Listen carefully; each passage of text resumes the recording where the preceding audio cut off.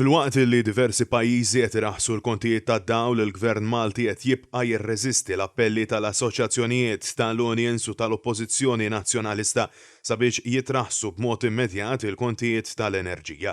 Naf id-dawl tal-fatt li kemm il-prezz tal-gass u anke l-prezzijiet taż-żejt fl-aħħar jiem litteralment krollaw.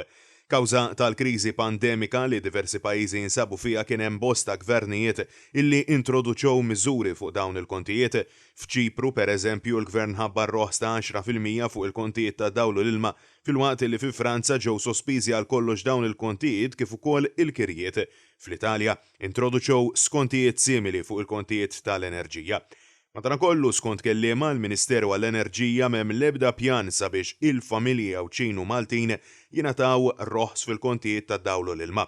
Waqt li kienet titkellem għall-ġurnal Times of Malta, hija spjegat li għalissa l-Gvern diġà għamel biżżejjed fid-dawl ta' ċirkostanzi li ninsabu fihom, sqarrija illi tmur kontra dak illi qed jgħidu l-ħaddiema u n-negozji illi fl-istħarriġ tal-MEA spjegaw b'mod ċar illi l-miżuri tal-Gvern mhumiex biżżejjed.